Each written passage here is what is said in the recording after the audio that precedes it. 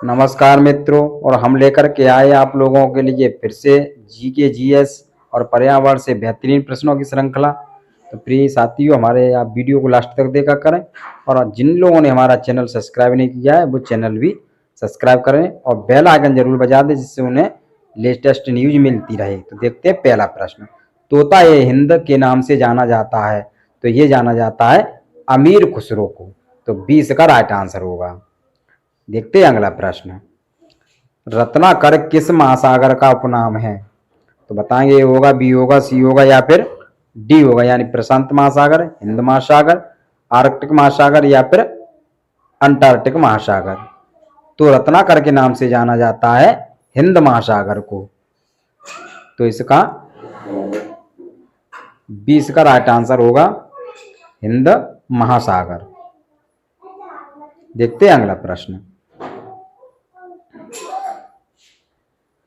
Indira point के को अन्य किस नाम से जाना जाता है? बताएंगे ए होगा, बी होगा, सी होगा या फिर डी होगा, यानी पिगमिलियन पॉइंट या पार्सन पॉइंट या फिर ए और बी दोनों या फिर जवाहर पॉइंट। तो ये जो इंदिरा पॉइंट को नाम से जाना जाता है, ये पिगमिलियन पॉइंट और पार्सन पॉइंट, ये दोनों के नाम से इसे जाना जाता है। तो इसका राइट आंसर होगा सी, यानी ए और बी दोनों। अगला प्रश्न देखते हैं।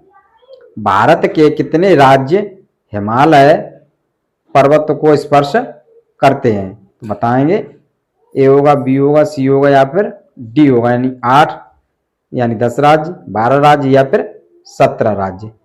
तो जो भारत के हिमालय है, इसको 17 राज्य हैं वो स्पर्श करते हैं। तो इसको 10 राज्य हैं वो इसको स्पर्श करते हैं। तो 20 का राइट आंसर होगा। अगला प्रश्न। भारत का अन्य आर्थिक क्षेत्र कहाँ तक है? बताएंगे ए होगा, बी होगा, सी होगा या फिर डी होगा, यानी 12 समुद्री मील, 24 समुद्री मील, 200 समुद्री मील या फिर 300 समुद्री मील। तो 1200 समुद्री मील है, इसे प्रादेशिक समुद्री मील के नाम से जाना जाता है, और 200 समुद्री मील है, इसे अनन्य आर्थिक क्षेत्र के नाम से जाना जाता है। तो सी इसका राइट आंसर होगा। अगला प्रश्न। भारत का औसत समुद्र तल का मापन किस तट से किया जाता है?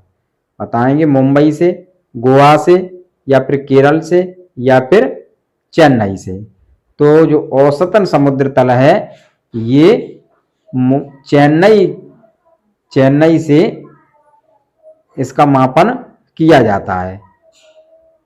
तो डी इसका राइट आंसर होगा, यानी चेन्नई। अगला प्रश्न देखते हैं। भारत की मुख्य भूमि का अक्षांशीय विस्तार है?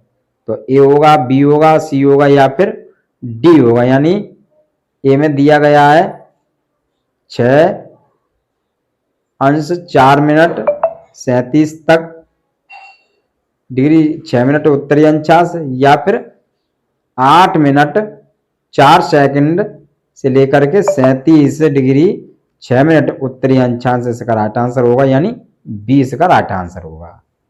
अगला प्रश्न। एक समुद्री मील बराबर होता है? बताएंगे ए होगा, बी होगा, सी होगा या फिर डी होगा, यानी 2.852 किलोमीटर, 1.356 किलोमीटर या फिर 1.852 किलोमीटर या 1.756 किलोमीटर। तो सी इसका राइट आंसर होगा, यानी 1.852 किलोमीटर समुद्री मील के बराबर होता है। अगला प्रश्न। समुद्र द्वीपों सहित भारत की कुल समुद्री तटीय रेखा की लंबाई कितनी होती है? तो बताएंगे ए होगा, बी होगा, सी होगा या फिर डी होगा।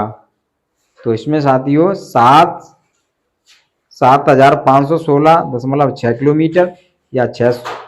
तो इसमें जो राइट आंसर होगा वो सी होगा, यानी 8100 किलोमीटर, नहीं 8100। अगला प्रश्न। क्षेत्रफल की दृष्टि से विश्व का सबसे छोटा देश कौन सा है? मालदीव, श्रीलंका, माले या फिर वेटिकन सिटी।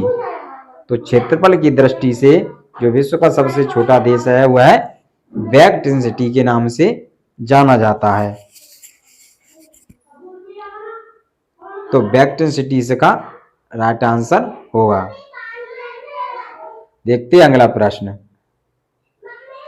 काला पानी विवाद किससे संदर्भित है? बताएंगे। ए होगा, बी होगा, सी होगा या फिर डी होगा, यानी भारत चीन, भारत नेपाल, भारत श्रीलंका या फिर भारत या फिर पाकिस्तान। तो काला पानी जो विवाद संबंधी है ये भारत और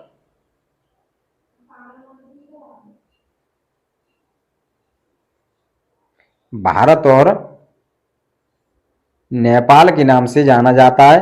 तो 20 का राइट आंसर होगा। अगला प्रश्न। मैगी नॉट रेखा किन दो देशों के बीच है? बताएंगे।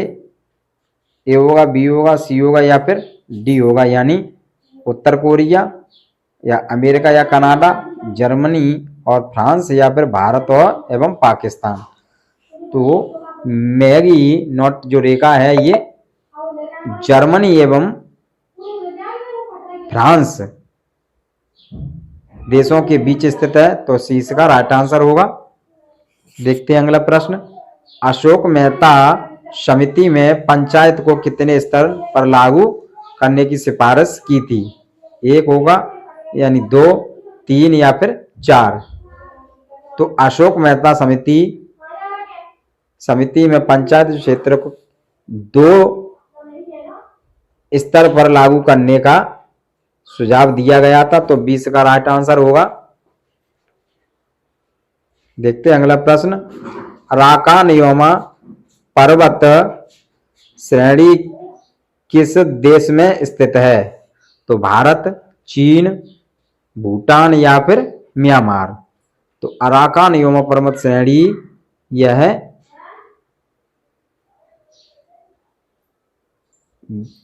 चीन में स्थित है। तो 20 का राइट आंसर होगा अराकानयोमा श्रेणी। अगला प्रश्न। तीस्ता नदी जल विवाद किससे संबंधित है? बताएंगे किससे संबंधित है। ए होगा, बी होगा, सी होगा या फिर डी होगा, यानी भारत म्यांमार, भारत नेपाल, भारत बांग्लादेश, भारत या चीन। तो तीस्ता नदी जल विवाद है ये भारत और नेपाल से संदर्भित है। अगला प्रश्न।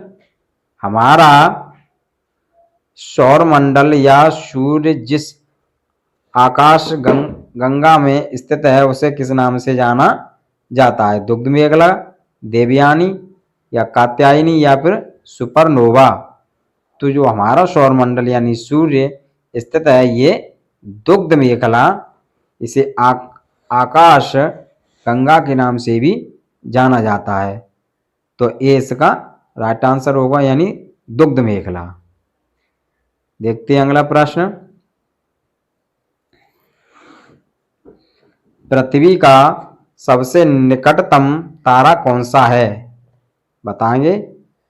प्रोक्सिमा सेंचुरी, मंगल, शुक्र या फिर सूर्य। तो पृथ्वी का सबसे निकटतम तारा सूर्य है। और यदि सूर्य के नजदीक पूछा जाता है तो फिर प्रोक्सिमा सेंचुरी हो जाएगा। तो पृथ्वी के नजदीक तारा होगा सूर्य और सूर्य के नजदीक तारा होगा प्रोक्सिमा सेंचुरी। देखते हैं अगला प्रश्न। जीवाश्म ग्रह के नाम से किसे जाना जाता है? पृथ्वी को, मंगल को, शनि को या फिर चंद्रमा को। तो जीवाश्म ग्रह के नाम से चंद्रमा को जाना जाता है। और बहुत ही अच्छे प्रश्नों की श्रृंखला है। हमारे वीडियो में लास्ट तक बने रहें। तो डी इसका राइट आंसर होगा साथियों, यानी चंद्रमा। देखते हैं अगला प्रश्न। गांधी जी दक्षिण अफ्रीका से किस वर्ष लौटे थे? तो ए होगा, बी होगा, सी होगा या फिर डी होगा, यानी 1915 में, 1917 में या फिर 1916 में या फिर 1918 में। तो गांधी जी जो अफ्रीका से अपनी शिक्षा पूर्ण करने के बाद 1915 ईस्वी को वह भारत लौटे और 1916 में उन्होंने अपने राजनीतिक दल में उन्होंने कदम रख लिया था। अगला प्रश्न, गांधी जी को सर्वप्रथम राष्ट्रपिता किसने कहा था? यानी सरदार वल्लभ भाई पटेल ने, सुभाष चंद्र बोस ने, सी राजगोपालाचारी ने या जवाहरलाल नेहरू ने। तो गांधी जी को सर्वप्रथम राष्ट्रपिता कहने वाले एक क्रांतिकारी सुभाष चंद्र बोस थे। उन्होंने ही सबसे पहले राष्ट्रपिता कहा। तो 20 का राइट आंसर होगा। देखते हैं अगला प्रश्न, भारत के रॉकेटमैन के नाम से किसे जाना जाता है? एपीजे अब्दुल कलाम, नरेंद्र मोदी, केशविन या विक्रम साराभाई। तो साथियों, एपीजे अब्दुल कलाम है, इसे मिसाइल मैन के नाम से जाना जाता है और विक्रम साराभाई को अंतरिक्ष का पिता माना जाता है और के शिवन को रॉकेट मैन के नाम से जाना जाता है। अगला प्रश्न, अंतरिक्ष का पितामह किसे कहा जाता है? तो बताएंगे ए होगा, बी होगा, सी होगा या फिर डी होगा। तो मैं पहले बता भी चुका हूं, अंतरिक्ष के पिता के नाम से विक्रम साराभाई को जाना जाता है। तो सी इसका राइट आंसर होगा, यानी विक्रम साराभाई। देखते हैं अगला प्रश्न, भारत का सबसे बड़ा महाकाव्य कौन सा है? बताएंगे रामायण, ऋग्वेद या फिर विष्णु पुराण या फिर महाभारत। तो भारत का सबसे बड़ा महाकाव्य महाभारत को कहा जाता है। इसी के साथ धन्यवाद साथियों। जय हिंद, जय भारत।